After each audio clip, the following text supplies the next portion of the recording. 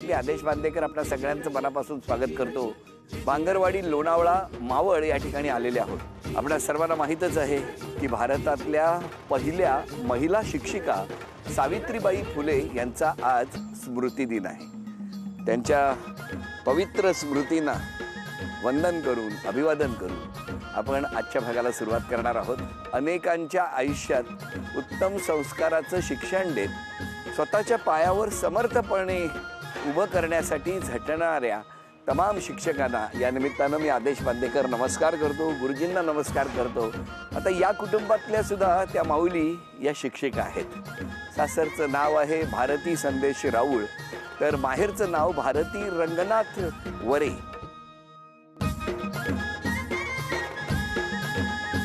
घ्या उखाणा। गळ्यात मंगळसूत्र, मंगळसूत्रात डोरलं, बरं संदेशरावांचं नाव मी माझ्या मनात कोरलं। काय सांगता? सगळ्या कुटुंबाची ओळख आपण गप्पांच्या ओघात करून घेणार आहोत। आता सुरुवात करूया आजच्या गप्पांना।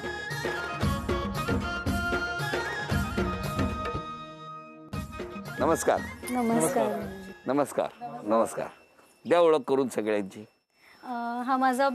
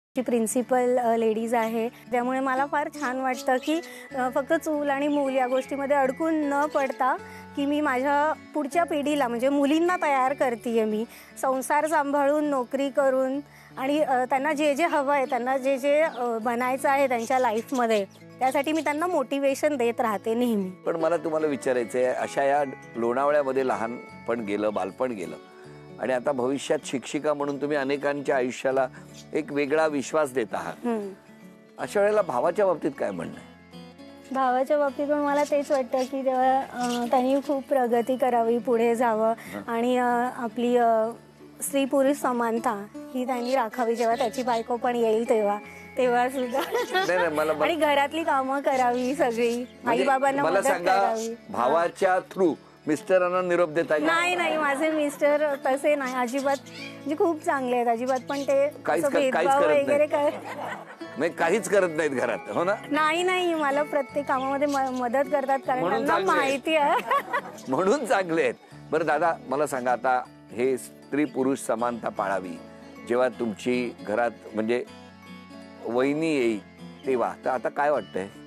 काय डिस्क्रिमिनेशन नाही करायचं, घरातल्या प्रत्येक कामात हात लावायचा, म्हणजे फक्त मदत हात करायची लावायची. नाही. मग काय मदत कुठल्या कुठल्या करायची. कामात मदत कराल? घरातले काय कामं असतात, झाडू मारणे हा, किंवा काय कपडे बिपडे धुवायचे. बायको येईल तेव्हा येईल. हा. आता आई आहे, मग आता काय काय करता तुम्ही? आता पण करतो, कपडे धुतो, गार्डनचं काम करतो.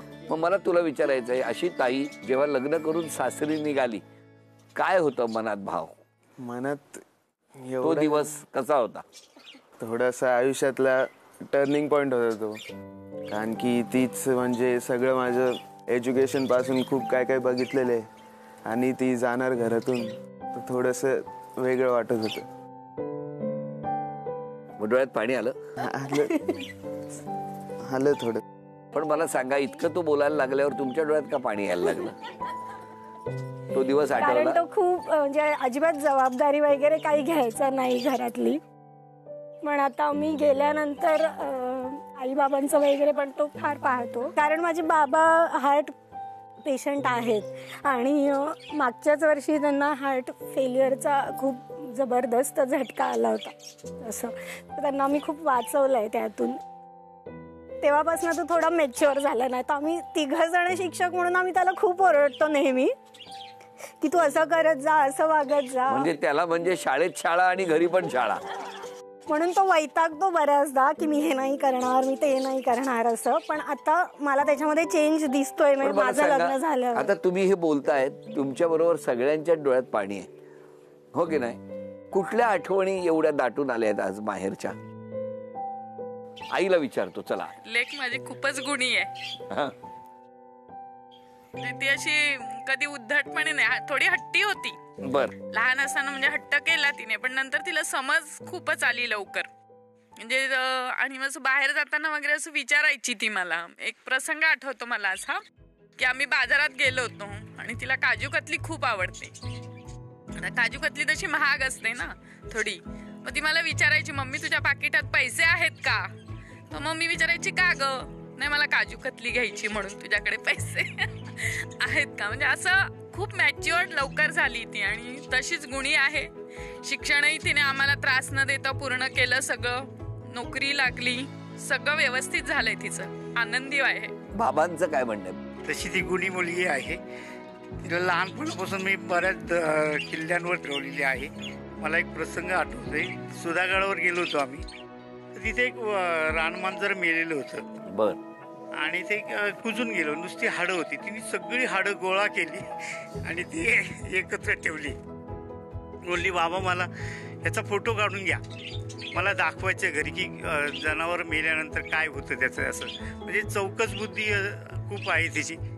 आणि एखादी गोष्ट आपल्याला आली पाहिजे, ती समजून घेतली पाहिजे, अशी पहिले लहानपणापासून त्याची वृत्ती आहे. भारतीच्या बाबतीत एक अनुभव मला खूप अविस्मरणीय असा आहे. सासरे खूप आजारी होते घरातच, पण तिचा मला रोज न चुकता फोन यायचा आणि ती नेहमी सांगायची, काकू तुम्ही काळजी घ्या आणि काकांचीही काळजी घ्या. असा खूप छान, म्हणजे आम्हाला ती लेकच, आमची लेकच आहे, असा हा अनुभव आहे. अजूनही सगळ्यांना बोलतं करणार, पण आता ना दादा तुम्हाला एक आव्हान आहे, छोटस आव्हान. असं आहे, ताई एक चित्र काढणार आहे आणि ते चित्र तुम्ही ओळखायचं आणि ती वस्तू घरातनं घेऊन यायची. हे सगळं 1 मिनिटात पूर्ण करायचं. चालेल. हा, बघूया काय होणार या खेळात.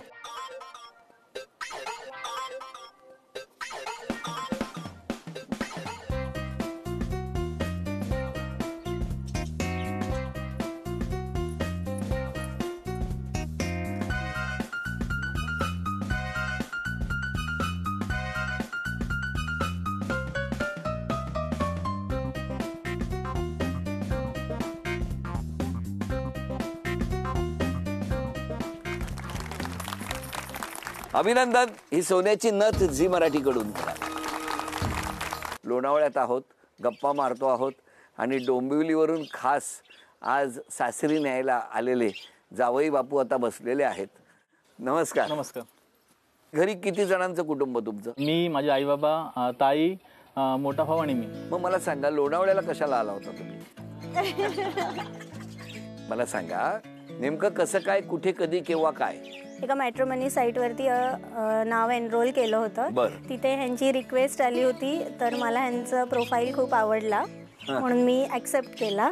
बर, तरी पण द्विध भाव होता, कारण की मी खूप करिअर ओरिएंटेड सगळं मला आहे. मान्य, पण जेव्हा ते काय एक्सेप्ट केलं हा. तेव्हा घरी सांगितलं होतं? लगेच नाही सांगितलं, हे बघा म्हटलं. प्रश्न सोपा हा. आहे बाई, थोडक्यात उत्तरे द्या. हो हो हो हो हो सांगित की नाही? घरी सांगितलं. त्याच दिवशी सांगितलं होतं? नाही नाही नाही, किती दिवसांनी सांगितलं? किती वर्षांनी सांगितलं? वर्षांनी नाही, महिन्यांनी किती सांगितलं. महिन्यांनी सांगितलं? 3 महिन्यांनी सांगितलं. 3 महिने काय करत होता हो? आम्ही एक म्हणजे जस्ट आमचं बोलणं चालू होतं, आम्ही असं करतो, तुम्ही काय करता सध्या, म्हणजे असं. म्हणजे जवळजवळ तुम्ही दोघांनी ठरवलंच होतं. हा, पण घरच्यांची परवानगी असल्याशिवाय. हा. हे नंतर फॉर्मॅलिटी, नाहीतर पहिल्याच वेळेला सांगितलं असतं ना. 3 महिन्यात तुम्ही दोघांनी नक्की केलं होतं. हो. काय हो? हो. तुम्ही पण घरी सांगावं असं वाटलं नाही तुम्हाला? नाही, सध्या नाही, सांगितलं नव्हतं मी. पण सांगायला पाहिजे की हो नाही? हो, सांगायला पाहिजे होतं. मी मम्मीला, आईला सांगितलं होतं फक्त. 3 महिन्यांनी. हा, 3 महिने. 3 महिन्यात सगळं फायनल झालं होतं ना. याला लव्ह मॅरेजच म्हणतात.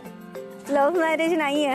ऑब्जेक्शन मिलॉर्ड, हे लव्ह मॅरेज आहे. कारण आई बाबांनी होकार दिल्याशिवाय आम्ही त्यांचं पण ठरलं होतं आणि आमचं पण. एक मिनिट, त्याला बोलू द्या. हा हा. सांगा हो, आधी तुमच्या मनात भावना निर्माण होणं, त्यालाच प्रेम निर्माण होणं असं म्हणतात. 50-50. हा, म्हणजे तेच आहे ना. 50% तुमच्याकडून, 50% त्यांच्याकडून, बरोबर. आणि मग जेव्हा असं वाटलं की नाही, हां. हे डोंबिवलीला जावंसं वाटलं, म्हणजे प्रेम. प्रेमच. आधी प्रेम झालं, हो. आणि मग ज्या वेळेला असं जाणवलं की आता आपण एकमेकांशिवाय राहू शकत नाही, तेव्हा घरच्यांना विचारलं गेलं. हो. याला लव्ह मॅरेजच म्हणतात. मी काय वकील म्हणून आलेलो नाही. किती वर्ष झाली? वर्ष नाही सर, रिसेंटलीच झालंय. 3 महिने झाले. आत्ता? हो. नवीन? हो. कसे आहे तो हे 3 महिने? मस्त, खूप छान. हा, कसा आहे स्वभाव? बेस्ट पैकी बेस्ट, आणि माझ्यासारखंच आहे, सेम. म्हणजे तुमचा कसा आहे? माझाही छान आहे. काय हो, कसं आहे? ते एकदम समंजस आहेत, शांत आहेत, समजून घेतात. त्यानंतर आईला पण समजून घेतात, मला पण समजून घेतात, समतोल राखतात, एकदम कूल असतात. आणि जेव्हा केव्हा मी दमून जाते शाळेतून, तेव्हा नेहमी मला हसवतात. म्हणजे माझा थकवा सगळा निघून जातो घरी गेल्यावर. माझं लग्न झालं तेव्हा ती 6-7 वर्षाची होती. माझ्या लग्न झाल्यावर लगेचच पूजेच्याच दिवशी ती मला आजी आजी म्हणायला लागली. मी पण तिच्याकडे एकदम बघत होते की ही मुलगी मला अशी का बोलते. तिला कोणीतरी सांगितलं होतं की तिला आजी बोल म्हणून. कोण आहे तुमच्यावर सूड उगवणार? नमस्कार. 2 वर्षापूर्वीचा प्रसंग होता. सरांना हार्टचा त्रास झालेला होता आणि ॲम्ब्युलन्स आली तर मी पण आले. सरांना तिथे ॲम्ब्युलन्समध्ये घेण्याचं सगळं तयारी चाललेली होती. आणि मग मी ताईंना विचारलं, बरे ताईंना कोण जाते सरांबरोबर? ते म्हणे भारती जाते. आणि मग 1-2 जण कोणीतरी नातेवाईक दुसरे जात आहेत. मी म्हटलं चालेल का, माझे मिस्टर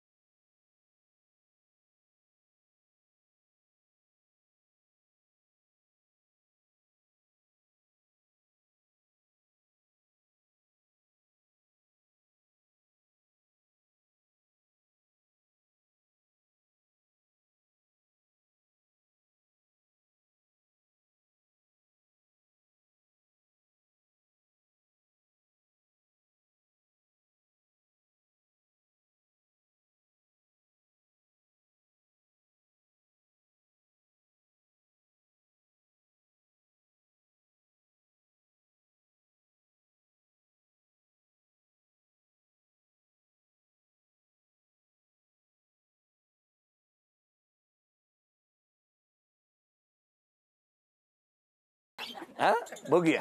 या ठिकाणी या 5 वस्तू आहेत, त्या क्रमाने तुम्ही वहिनी तुम्ही स्पर्शसाठी घेऊन जायचा आणि 5 वस्तूंपैकी 3 वस्तू ओळखल्या तरी सुद्धा झी मराठीकडून आज बक्षीस मिळणार, तन्मणी मिळणार. बघूया काय होणार.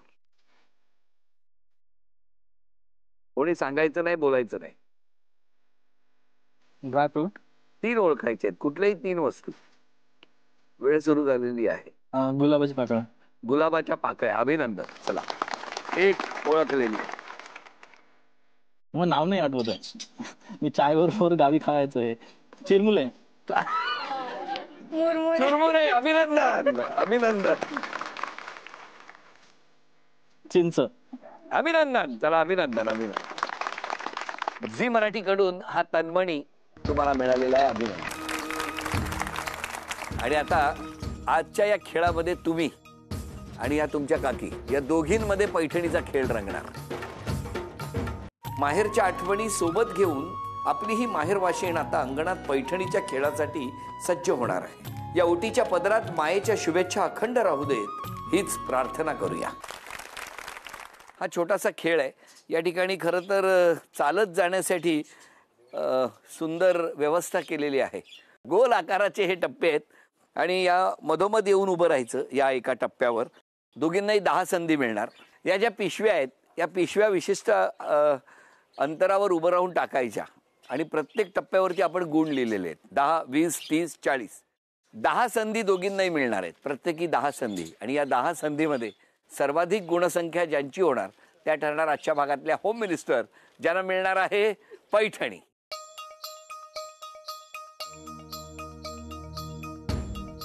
दहा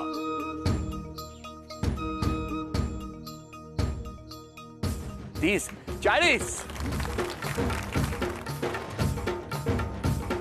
आतापर्यंत गुणसंख्या आहे 40.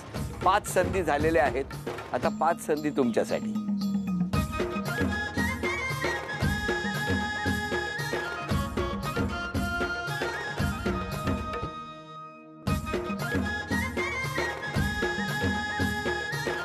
शून्य 40.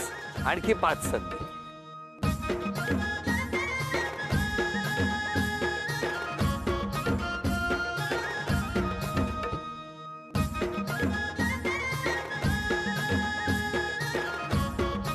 सत्तर. शेवटपर्यंत काही घडू शकतं.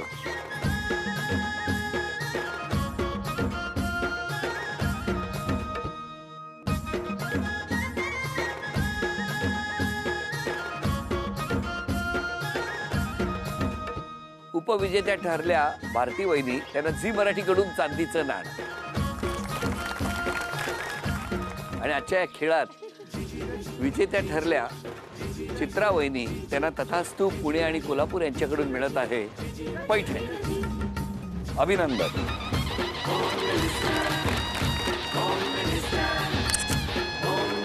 सासरी जाताना आपली आठवण म्हणून ताई आपल्या आईकडे तुळशी वृंदावन देणार आहे आणि आशीर्वाद घेऊन पुन्हा सासरी निघणार आहे. या संपूर्ण कुटुंबाला शुभेच्छा, आपल्या सर्वांना शुभेच्छा. पुन्हा भेटूया अशीच एक पैठणी घेऊन होम मिनिस्टरची पैठणी माहेरच्या अंगणीच्या पुढच्या भागात.